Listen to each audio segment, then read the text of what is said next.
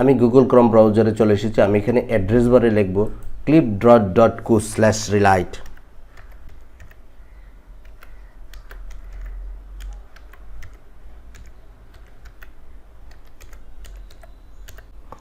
রিলাইট লিখে আমি এন্টারে প্রেস করব। আমাদের সেই কাঙ্ক্ষিত ওয়েবসাইটটি চলে এসেছে। এখানে লেখা আছে relight your photos and drawings in seconds.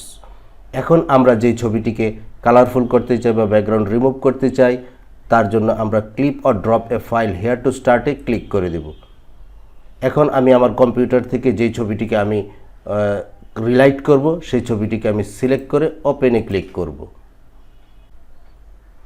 ওপেনে ক্লিক করার পর এখানে দুইটি অপশন চলে এসেছে। আপনারা সবসময় এইচডি মোডটি সিলেক্ট করে দিবেন। এইচডি মোডটি সিলেক্ট করলে আপনাদের পেমেন্ট করতে হবে।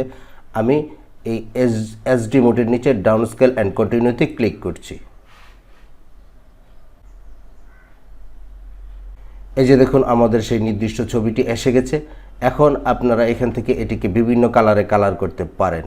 তো এখন লাইট ওয়ানে রয়েছে, লাইট ওয়ান এটিকে যদি আমরা এখানে নিয়ে আসি, দেখবেন এই যে ছবির এই অংশটিকে কিন্তু কালার হচ্ছে এবং এটির অ্যামাউন্ট পরিমাণ কিন্তু আপনি বাড়াতে পারেন। এই যে দেখুন ছবি কিন্তু কালারফুল হচ্ছে।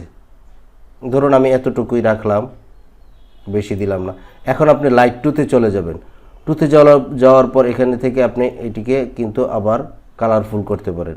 এই যে দেখুন এটিকে আপনি বিভিন্ন জায়গায় নাড়িয়েও রাখতে পারেন। এই যে দেখুন ছবিতে কিন্তু কি প্রফেশনাল একটি কালার চলে এসেছে। এখন লাইট আপনি 3তে চলে যেতে পারেন। 3তে গিয়ে আপনি মনে করলেন যে এইদিকে আপনি রেড কালারটা দিবেন, তো এখান থেকে অ্যামাউন্টটা বাড়িয়ে দিন। এই যে দেখুন রেড কালারটি চলে এসেছে। সবটা ছবি জুড়ে এই কালারগুলো অ্যাপ্লাই হবে। এই যে দেখুন ছবিটিকে কত সুন্দরভাবে করতে পেরেছি। এখান থেকে আপনি আবার বিভিন্ন কালার যোগ করতে পারেন। ধরুন এই যে নিউ লাইটে ক্লিক করলেন, ক্লিক করার পর এখান থেকে আপনি কালারটা সিলেক্ট করে দিতে পারেন। ধরুন আমি এই কালারটা দিচ্ছি। এই যে এই কালারটা কিন্তু এখানে চলে এসেছে। এখন আপনি এই কালারটাকে এখানে টেনে এনে এইটাকে লাইট এমন বাড়িয়ে কমিয়ে দেখতে পারেন, এই যে কালার হচ্ছে কিন্তু। এভাবে আপনি নিউ লাইট যুক্ত করতে পারেন এবং এখান থেকে আপনি ব্যাকগ্রাউন্ডও চেঞ্জ করতে পারেন।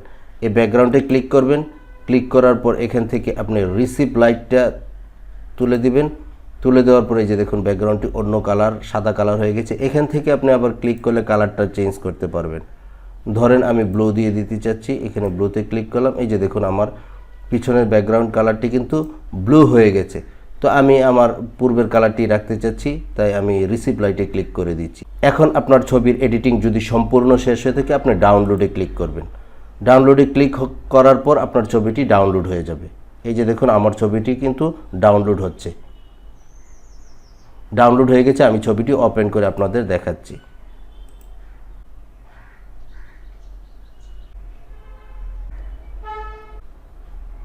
এই যে দেখুন ছবিতে আমি যেসব কাজ করেছিলাম, যেসব লাইট ইফেক্ট দিয়েছিলাম, সবগুলো কিন্তু শো করছে এবং ছবিটিকে কিন্তু অনেক সুন্দর আমি করতে পেরেছি। তো আশা করছি বন্ধুরা এই ভিডিওটি আপনাদের জন্য হেল্পফুল হবে। যদি হেল্পফুল হয়ে থাকে, এরকম ভিডিও আরও পেতে চান, আমার চ্যানেলটিকে সাবস্ক্রাইব করে দিবেন, বন্ধুদের সাথে শেয়ার করবেন। দেখা হবে অন্য কোনো নতুন ভিডিও নিয়ে। সে পর্যন্ত ভালো থাকুন। আল্লাহ হাফেজ।